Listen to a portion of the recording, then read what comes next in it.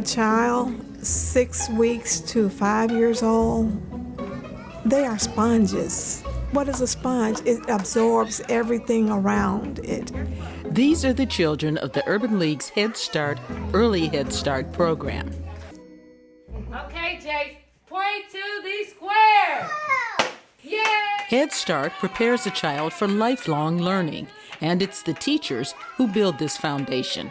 Children that attend Head Start are less likely to repeat a grade, less likely to need special education, more likely to graduate from high school, and more likely to pursue post-secondary education.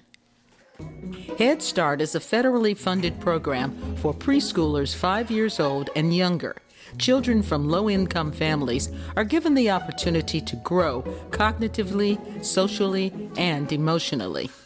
We're seeking qualified individuals that have that deep passion and that want to work with our most vulnerable youth.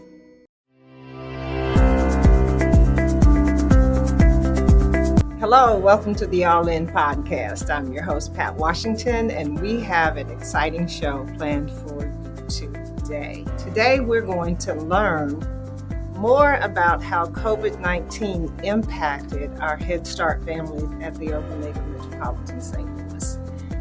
For those of you who don't know, Head Start was actually started as an early learning program in 1965 by the federal government. And in about the early 1990s, they expanded it to include Early Head Start. And it is a comprehensive early learning program, and it serves pregnant women, infants, toddlers up to age 3, and provides not only classroom instruction, but a comprehensive array of programs to support families and the student enrolled in Head Start.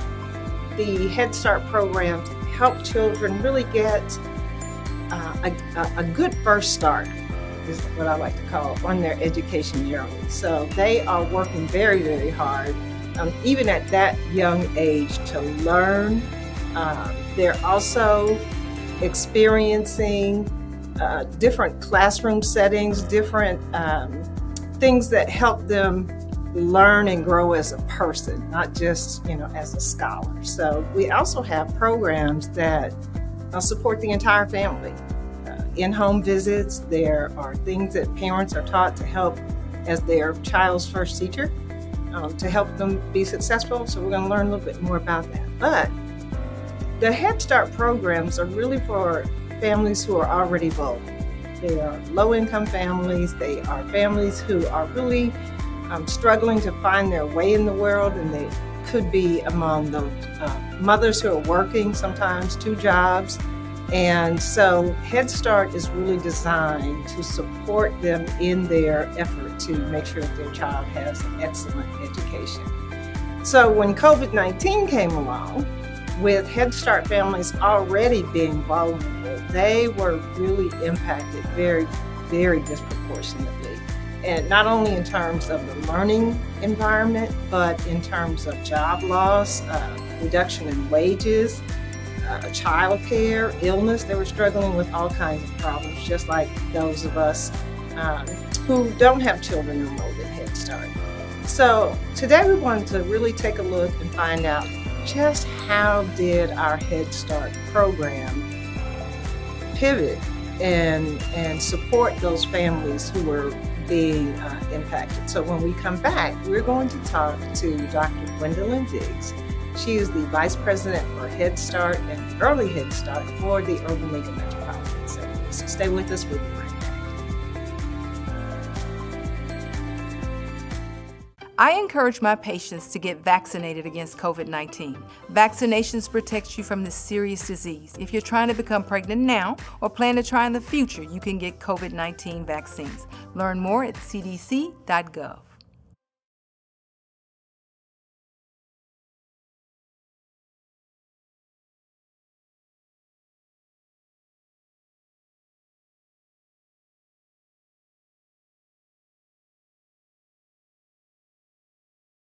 COVID-19 might be loosening its grip on our community, but the damage that was done is going to last for a very long time. And today we're going to learn about how the Urban League of Metropolitan St. Louis's Head Start program helped our families cope through this devastating pandemic. Joining us today is Dr. Gwendlyn Diggs. She is the Vice President for Head Start, Early Head Start at the Urban League of Metropolitan St. Louis. Dr. Diggs, thank you for joining us today. Thank you for having me, Ms. Washington, and thank you for the introduction that you provided on the Office of Head Start and the Urban League Head Start, Early Head Start program. I think you hit a lot of the bases there coming out of the gate, so thank you. You're welcome. We're going to learn more about, this is an extraordinary program, but first let's talk a little bit about your background. Can you tell us a little bit about your work history and your involvement in the St. Louis community? Thank you. I consider myself as a long-term educator. I retired from the Jennings School District after 23 years. I am now in 27 years of educating young minds. I have been with the Urban League for almost 4 years now, and I am overseeing 8 Urban League centers and 6 partner centers throughout the St. Louis metropolitan area. As you mentioned, our goal is to provide early childhood education and development for our young children. We accept children birth to 5 years old. And when I say birth to 5 years old, that means that we have a home-based component where we work with pregnant moms and those infants that have not been able to come into our center because we start accepting them into our centers at 6 months. So we have a home-based program that goes into the home, touch base with the parents, provide skills, resources, and information to those pregnant moms and to those infants. We all know that parents are the first teachers, so we do have a research-based curriculum, parents as teachers, to help us to facilitate that endeavor. Our curriculum for those students that are in our centers that are 6 months to 5 years old, we use the creative curriculum, which is also research-based, and it goes right along with the Department of Elementary and Secondary Education for the state of Missouri. We follow those performance standards to make sure that our children are kindergarten ready. So the basis is always making sure that our children are school ready.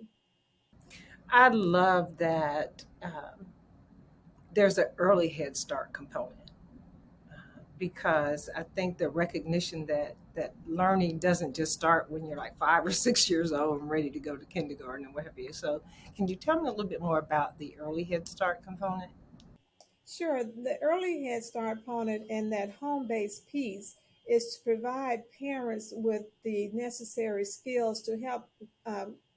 First of all, it's about prenatal health care, so that our children are born with a chance to thrive and survive.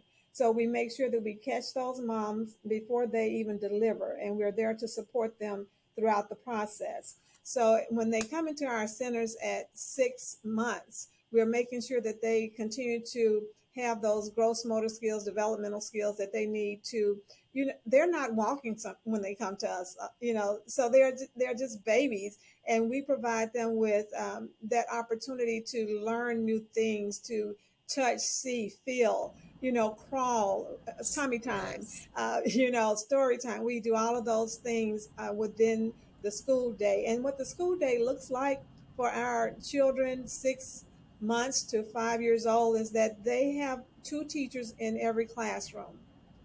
During the pandemic, which I'll get to later, we had a small class size because of the making sure that our staffs and students and parents were safe. So we did reduce our load from 17 to 10 in the Head Start classroom, and from 8 to 4 in the early Head Start classrooms. So just managing that was an opportunity in itself. But going back to the developmental piece, we look at all the developmental milestones and making sure that our kids are attaining those key points. And if for some reason we notice that there's a developmental delay, we will make sure that we seek support for that child and for that parent, connect them with special school district. We do have a partnership with our neighboring special school district to provide individualized education opportunities for that child and for that parent.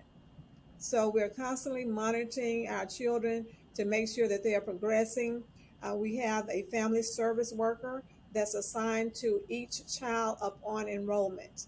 So within the 8 centers that I mentioned, we do have a person at each center that's dedicated to specifically that child. They have caseloads.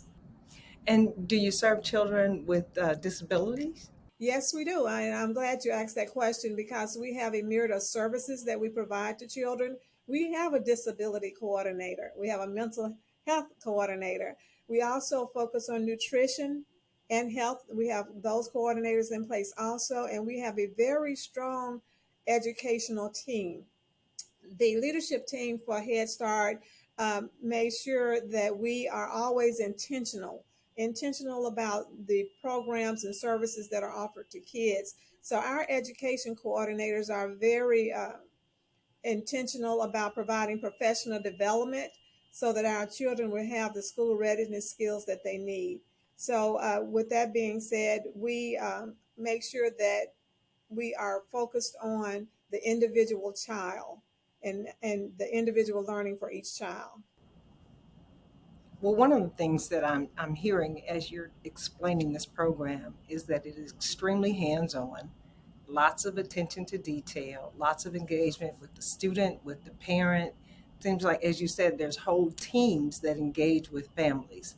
Yeah. So I can imagine how COVID 19 turned that whole plan, that your whole strategy upside down. Can you talk to us a little bit about how, just your overall thoughts when you first started hearing about the pandemic and seeing the impacts of the pandemic? What were your early thoughts as an educator and as someone who understands how critical your program is? Sure. I would say that, first of all, going back a little bit to the family component, we have a parent and family engagement coordinator that help us to bring families together. We may have an activity for moms, we may have an activity for dads, and then we bring the whole family together to engage with that child. Going back to parents being the first teacher and getting their support for making that link between what happens during the school day and what happens at home, that parent family connection. So, yes, when COVID hit, it was an opportunity. Of course, a lot of people look at it as a challenge, a huge challenge, but it was an opportunity for us to make sure that everyone was cared for. That was our goal, and that continues to be our goal. And matter of fact, as a principal in my past life, as an elementary principal and as assistant superintendent in the Ferguson Florissant School District, the pandemic uh, kind of reminded me of the um, Good Friday tornado. I don't know if you remember that, where things Yes. just went, all of a sudden you had to pivot. You had to do some things differently. I had to relocate a school. Had to make sure parents who lost their homes were taken care of. So when I thought about what happened in the pandemic after my first year being with the Urban League, what are we going to do? You know, I just got here, and here we are faced with the pandemic. What a So welcome. immediately, I took that challenge as an opportunity to create a document, a brochure, a booklet on COVID entry, re-entry. How are we going to support our families that are at home? How are we going to provide training for our teachers who have never taught virtually? And can you imagine teaching a uh, I'm going to say 3 to 5 year old on virtual Oh, a no. platform, and even home base, you know, children that are just in their mom's arm, you know. So all of that had to happen. And I am just really pleased. And I have to give kudos to the leadership team of Head Start, because together in no time, we were able to create a document on how we were going to operate virtually with our age group. So teachers were all issued a laptop. Everyone had a laptop. All of our kids had Hatch tablets, no matter the age. Wow. The kids were given Hatch tablets. Those Hatch tablets were loaded up with skills according to their age level and the curriculum in which we have. So teachers had a task sheet each day while we were out that they had to complete. which included making contact with parents, checking in on them, providing lesson plans according to their age group, whether it be in the AM or the PM. It wasn't all day because Mm-hmm. their day was broken up into various pieces: contact with the parent, providing virtual lessons, and also professional development. So they had various components to their day when our centers were closed because of COVID. But the key thing for me was, how do we bring them back from virtual, and knowing that this is difficult for a grade school kid, let alone a infant and toddler, birth to 5 years old. So what we did there was that we made sure that we followed the guidelines of the Office of Head Start, Early Head Start, in regards to the pandemic. We were always told to monitor the CDC guidelines. Mm-hmm. So we put systems in place with the support of the Urban League Office of Human Resource that set out the first protocols on how we should manage. So we had two different levels, plus my uh, uh, input on how we should operate the centers. So here we are with CDC, Office of Head Start, Urban League Human Resource, and then the Head Start, Early Head Start for the Urban League. So all of that information had to be compiled into one document on how we were going to enter back into our spaces. And what was really important was the visuals, making sure that Yes. we had visuals for social distancing, making sure we had visuals for hand washing, wearing face masks. We even had to order kid size face masks for those children that were 2 years and older. Parents could opt out of the face mask wearing, but a lot of them wanted their kids to wear a mask when they were going to come Sure. back into the center. We changed our procedures. We had to change our procedures. So we went from having parents to drop their kids off into their classroom, for unfortunately having parents to drop their kids off at curbside or in the lobby. So it was quite different for the parents, but they totally understood the need to keep their kids safe and to keep themselves safe and our staff. So that took place for a period of time. And then I just felt the need, let's gradually bring our parents back into this space, right? So with that being said, we set a date, we sent out communication. We always had to send out communication. I can Uh, imagine there was a lot of communication back and forth yes, between regulations definitely and a lot of guidelines and communication, updates. always being transparent with Yes. our parents. Uh, and there were times that I had to close classrooms or even close buildings because of COVID. If a student tested positive, immediately we sent out a letter to the staff, we sent out a letter to the parent explaining that there was a positive test within that child's classroom or within that center, and that the classroom was going to be closed. Once that classroom was closed, I had to notify Region 7 uh, in Kansas City to let them know that I was closing the classroom. So I sent a lot of those communications up the I chain. noticed this. And so then we would call in for the classroom to be sanitized. So we started out contracting out for the buildings and classrooms to be sanitized before staff arrived. So that meant that that contractor was going to be in that building at 6 a.m. or earlier. Wow. Then we trained our custodial staff to use the same power equipment to sanitize the classrooms using safe spraying practices and cleaning practices. Staff knew that they had to always sanitize desks, chairs, handles, high touch areas all day, every day. At the beginning of the day and at the end of the day. So we put all those protocols in place. We even changed our faucets to no touch, changed all the different soaps and paper towels. Everything went to no touch, and we closed our water Now, see, fountains. that's something that people probably wouldn't even think of. I would have never thought about that. But when you're right, because especially with the little ones, and they go to the sink and they turn it on. I mean, and you just think about how many times they're touching Yeah. surfaces. So we went to no touch in all of our centers. I think the most heartbreaking thing for me was we had to stop toothbrushing. So in all of our, it's a part of our program that we teach our little ones how to take care of their dental hygiene. But because of COVID, and the Office of Head Start said we're going to suspend toothbrushing because of the pandemic, and you can understand all the reasons why that needed to take place. Well, Yes. we're getting back into toothbrushing again. And so I'm happy about that. We are also making sure that we're taking advantage of our other resources, which are our mobile units. We have health vans and dental vans coming to all of our centers to help support our families. So it's just a myriad of resources and activities that our children receive just by being a part of the Urban League Head Start Early Head Start program. We did everything we could to protect our families and our staff. For example, we put on a drive-through PPE pickup for our families.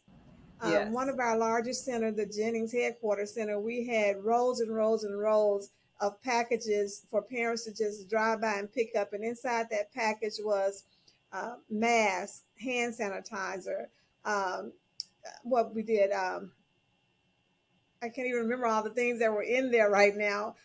Toilet I know paper, there paper had to be towels, cleaning wipes and yeah, hand wipe. You name it. We had gloves. We had all those things in those large bags for oh parents to yeah. come and pick up. And those parents that could not come to pick up, we had home-based staff to deliver those PPE packages to the families. In addition to that, we made sure our staff had gloves, hand sanitizer, masks. We purchased a smock for each one of our teachers and teacher assistants, where every staff member received two smocks to protect their clothing. And they could take that off at the end of the day, wash it, alternate. We just tried to think very strategically about what we could do to help our staff. I think one of the largest purchases that I made during that time was an air purification system. And each classroom has this mobile air filter in their room that goes 24/7, circulating, purifying the air. So that was huge, but very meaningful. We wanted to Hmm. let staff know that we value them, we appreciate them for showing up and helping us to continue the education of our young children. So let's talk about staff for a minute. I mean, because Hmm. all of this was happening, um, and you were doing all of these things to make sure that the children and their families were taken care of. But we have to keep in mind that your staff was going through the pandemic too.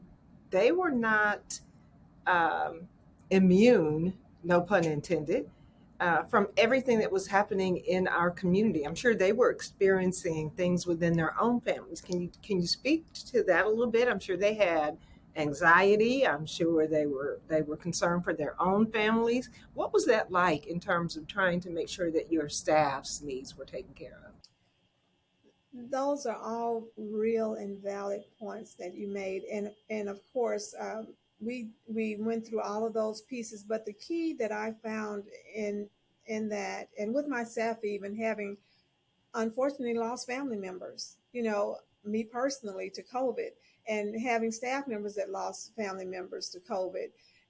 Yes, that anxiety is real.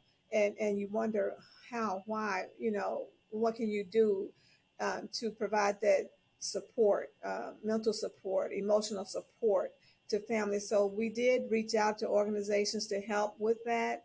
And at the same time, understood. It takes listening and understanding as a leader to the voices of your staff and finding out what can I do to personally support that staff member. So there may be times where I did not have the staff needed to cover a classroom. So that meant that someone from the leadership team would have to step into that classroom so that the parents could continue to go to work.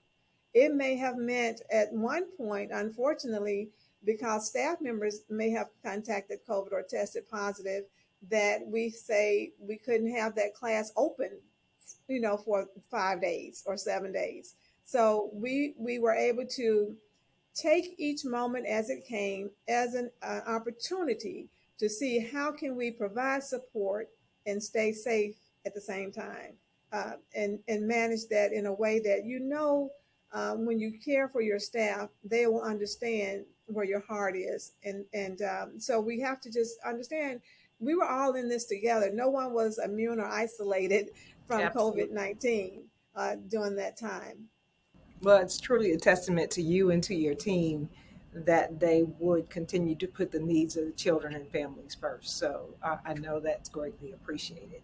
And I also know that you probably learned quite a bit through this process and things that you can apply going forward.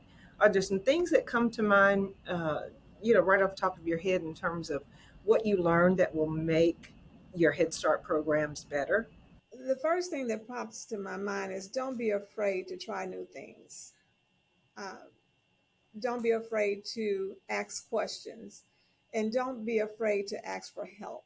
I found that engaging the leadership team and listening to parents, I had to get on a Zoom with parents to share where we were, where are we in this process, what is our status, when will we be coming back into the classrooms, when will parents be coming back into the classroom. So it was very important for me during this process to continue to communicate openly and outwardly by any means necessary, sending letters, meeting with parents via Zoom, meeting with staff via Zoom, following the lead of the agency, of the Urban League Agency and the Office of Head Start.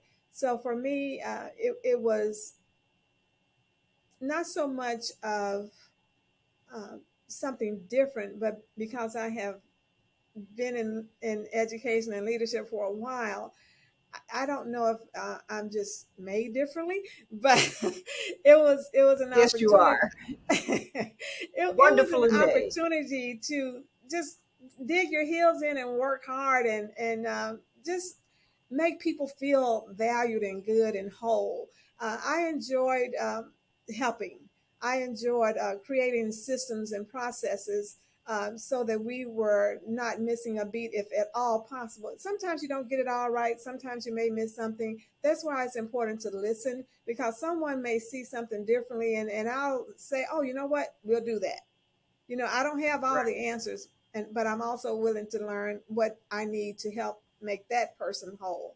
That person may know what they need more than I do. And while I'm trying to cover all the bases, I think it's really important to bring everyone along with me as a team. Well, I think one of the things that people were most concerned about was this any kind of learning slide, anything that would interfere, with students. I mean, we're talking about our very youngest learners, and they're at the very beginning of their education journey. So, have you seen anything that gives you any concern about any kind of learning loss or lasting impact from just the whole chaos of COVID? There were, I would say, three things that always concern me with any delay. You can say the summer slide. That's the word we used to use in grade school, the summer slide, or that dip in learning that would take place. So for me, it was academics, behavior, Mm, and social emotional. So those three pieces can have a way of touching even the best of us, when there's a problem that we're dealing with in society. So when we talk about academics, it's where we look at each individual child when they step back into the classroom. Where are they functioning with their letters, their numbers, their recognition, their critical thinking, their problem solving? Doing an analysis or an assessment, I should say, on each individual child, so that teacher and teacher assistant would know how to support that parent in that time that they were not with them. Even though we did many lessons via virtual learning, we had hatch tablets with the skills, age appropriate skills on them for parents to walk through. And we would send materials and supplies home for them to do an activity with the parent and the teacher virtually. All those pieces were, we tried to set them up for success, but when they came back one on one, we had to do an assessment so that the teachers can get them to where they needed to be.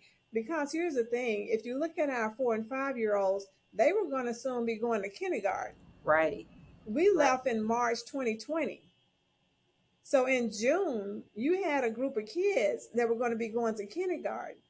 And we have some phenomenal teachers that they were just really intentional about making sure that they were providing that rigorous, and I don't know if rigor now is a good word, but providing that one-on-one support academically to children, but we also saw them coming back with some behavior concerns, Okay. after being out for 2 months, a month and a half.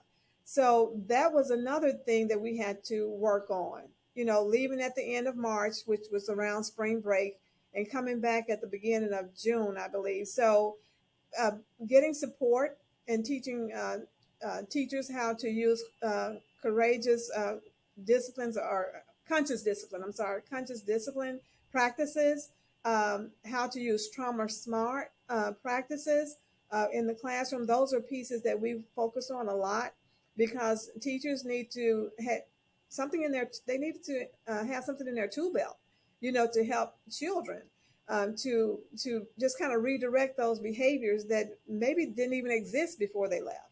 Uh, if you think about it, they were at home with their siblings who could have been at various ages.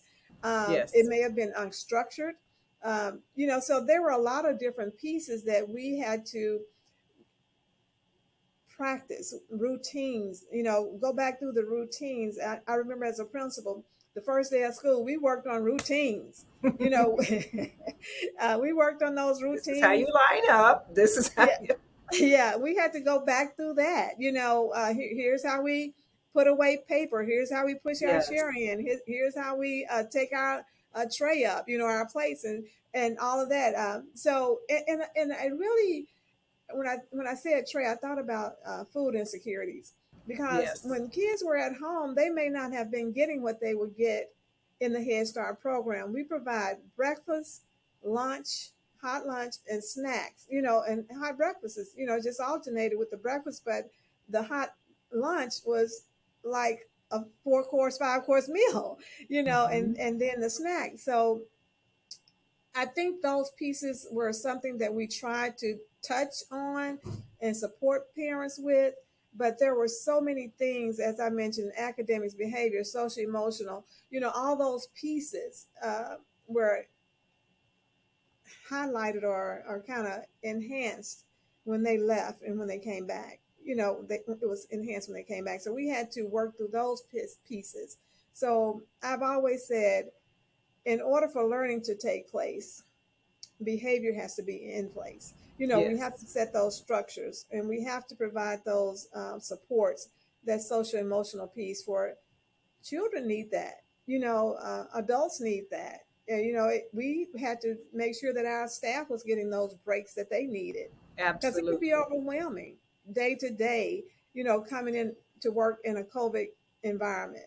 So provide them with support and stress releasers. Um, One of the other things that I would say is that it's just, trying to make sure that we didn't mix kids. Well, maybe it was a great thing to bring two classes together to do an activity. Well, the pandemic stopped that. If classroom A was doing an activity, classroom A had to do that activity, and Yes. B had to do a separate activity, because we didn't want to mix. We had to make sure that we were able to contact trace during the pandemic within our spaces. And so we minimized that mixing children. And It definitely seemed that your routine and your process was turned upside down, but you were able to and agile enough to make sure that your families were taken care of. And now you're back in the classroom. And, I just get so excited when I talk with you and learn about all the things that are happening in Head Start, from the science bands to the STEAM Academy. You mentioned something in conversation the other day about the grandparents. I think it was a grandparent foster program. grandparents are Foster back. grandparents. Okay, so listen, can you Foster grandparents tell us are what's back. going on at Head Start? I mean, because Oh my it goodness. truly is an amazing There are so program. many things going on that excites me about our early learners. The pandemic caused our foster grandparents to have to not be with us. They're vulnerable. You know, the older population, Yes. we had to make sure that they were taken care of. So their agency suspended their opportunity to come into the centers. And sadly, one of our grandparents at the Jennings Center passed away due to COVID. So there was a lot, going on during that time. But last week, I had an opportunity to visit some of our sites, and I saw um, grandparents sitting in classrooms I love engaging it. with children. And I tell you what, they look beautiful. I Oh, I mean, can imagine. I'm just going to be Gwen right now. It was adorable to me and heartwarming to me to see them all dressed up. Yes. I mean, they dressed up as if they were going to a job on Wall Street, and Wow. they were coming into our Head Start classrooms. I And I can love just that. imagine the smiles on those kids' faces when they saw. Absolutely, absolutely. So I'm just so happy to have our foster grandparents back with us. The STEAM Academy came about. Saturday STEAM Academy came about through a grant that we received through Tufts University and the McDonald Foundation, the McDonald Family Foundation. And with that grant, we were able to start the Saturday STEAM Academy. In the first couple of sessions, we had chess cops. They taught our little ones how to play chess. They know things I don't even know Wow. about how to play chess. We did circus science. We had like 5 partnerships: chess cops, circus science, building futures, and junior achievement. So all of that, in addition to the Kibo robot, where teachers were teaching kids how to do robotics in the Saturday Academy. So And tell me and again, how old are they? How old are these students? 3 to 5 years old. Oh my And did gosh, you know that's that there's a amazing. chess piece called The Angry Uncle? But it's just amazing to see them. And I wanted to do something to engage their minds, because like you said, that learning slide, or that occurs because of the pandemic, or because of just being vulnerable, and the different things that can occur. But having them there, in small groups with staff on Saturdays from 8:30 to 12, allows them to be critical thinkers, problem Yes. solvers, and creative within that space. So I'm excited about that, and we're continuing to do that until September, and then I hope to continue it even further through a different funding source. Um, you asked what's going on in Head Start. All I can say is I just want to make sure that they have every opportunity possible to be their best little self and adult self, because we know that research and data shows that if a kid attends kindergarten, they're more apt to graduate from high school. And Yes. it's just amazing, the impact that kindergarten has on the life of a child and on their family. And I'll tell you this: when we open the doors up for families to come back into the centers to bring their children to the classroom, there was a dad. I was walking the halls on that first day that they were coming back in, and there was a dad there. He was just walking the halls, reading the artwork, and looking. And I had saw him before sitting in the classroom with his child when he dropped the child off, and then he was still there when I came back around. Just walking the halls and looking. I said, "Are you okay?" He said, "Yeah." He said, "I'm just so glad to be here." He said, "I think I wanted to be here more than my son." And so he was just enjoying the moment of seeing the space, seeing the learning on the walls, observing his child in his learning environment, and that just made my day. For the dad to just not want to leave. He was just so happy being there, whether he was in the classroom or walking the halls looking at the artwork. So I love those are that. the things that I say I get up to, and enjoy getting up to every day, seeing kids learn and seeing the smiles on parents' faces. Well, I really appreciate you taking the time today to tell us more about Head Start, to let us know how COVID-19 impacted, but to also, give us an idea of what's happening in Head Start right now. And it sounds like you came right back like you didn't miss a beat. So, what I want to know, how can we support you? How can the community support you? I know you're always looking for great teachers and staff. Can you tell us a little bit about what you need in order to continue to be successful? What we need, what our community needs, what our Urban League Head Start, Early Head Start centers need is for everyone to get on the bandwagon and say, if you come to work for the Urban League Head Start, Early Head Start, they can serve more children. They can provide more children with a great future. So I need everyone to help us recruit staff so that we can bring in more kids. We are funded for 895 children.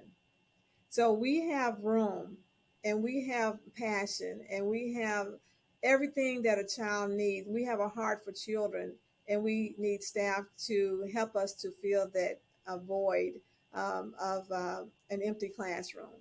So we have classrooms that need teachers. And once those teachers are in the classrooms, we can put more students in those spaces so that they can learn and be successful adults. Do you need volunteers? Do you need people to? I know that folks are always asking about how to donate different things to the Urban League, but what would you donate to Head Start? What kinds of things would you need? And Sure. Before how leaving can the people need for get involved? teachers, sure. Before leaving the need for teachers, I would say, and I would want everyone to know that we are offering a sign on bonus of $3,000 to sign on to work with us and with our babies. There is tuition reimbursement available, and we have job specific professional development. And we target the individual adult learner also, making sure that they have what they need. So, in regards to volunteerism, we welcome volunteerism. We ask that you let us know your specialty, your area of where you feel most comfortable. It could be working with children. It could be working, putting up a bulletin board, or it could be, I don't have the time to volunteer, but I do have something that I want to give. So we do accept appropriate items that can help us to enhance the classroom learning space. So there are donations that are available for materials and supplies, and like you said, we take volunteerism, and just real books are always a favorite for the classroom. Just that material supplies, books, paper towels, Kleenex, we can go down that list of and even sometimes parents just say, well, you know what, I work X amount of time, so here's a monetary amount, that they say Yes. this should go toward XYZ for this center or for this program. And then you have a group that say, we want to volunteer as a group as opposed to Yes. an individual. What about my group coming in and sanitizing a classroom? Of course, if you have a group that you want to have a community service day, we welcome that. So we can assign that group to a center and instruct them on how to sanitize toys, desks, chairs, and just be a part of helping kids to have a clean, sterile learning environment. So there's many opportunities for volunteerism. Just let us know where you would like to work. We have a choice of 8 centers. 8 And centers all across the metro area. yes, we have 8 centers, and we do have a list of opportunities that you can see what appeals to you individually or to your group. It could be just as simple as coming in with one book and reading to 5 classrooms with that one book. So that's volunteering also. So there's a lot of different ways in which to give back and to contribute to the life of a child. Well, we want to see if we can help you get some volunteers. We definitely want to make sure that you get a loving, caring, passionate teacher or teacher assistant, classroom aides into the Head Start program. And I'm sure people will be interested in that sign-on bonus. Tell us about that again. So that's $3,000. $1,000 sign-on bonus. Please visit our website, ulstl.org, to apply for the positions that are listed. You will see an array of positions that are available under the title of Head Start, Early Head Start. We are focused on the instructional positions, teacher assistant for Head Start and Early Head Start. We also provide credentialing. So if a person comes on, they have that heart for children, they have some experience in that area, and they will definitely have to have their CDA, which is Child Development Associate Certification, and we help them with that on the job and pay for that. Once they receive their CDA, there's also an increase in salary. So Oh, there's I like that various part. ways to be successful. So we pay for them to get it, and then we give them a raise once they get it. I Correct. love that. So we're thrilled to have you leading our Head Start program, and we are in fantastic hands, and we're looking forward to everything that is to come for our littlest learners and just seeing the Head Start program grow. So thank you, Dr. Diggs, for joining us today, for helping us better understand COVID's impact on our Head Start program, and for letting us know what is on the horizon for our babies. Thank So you. I just really appreciate everything you do. thank you. I appreciate this opportunity and look forward to just opening our doors to more students. Okay, that's going to do it for us on this edition of the All In podcast. Remember, we are all in against COVID, and we want you to be too. Please bookmark and like the All In podcast. You can find us at ulstl.com. And again, thank you for joining us, and we'll see you next time.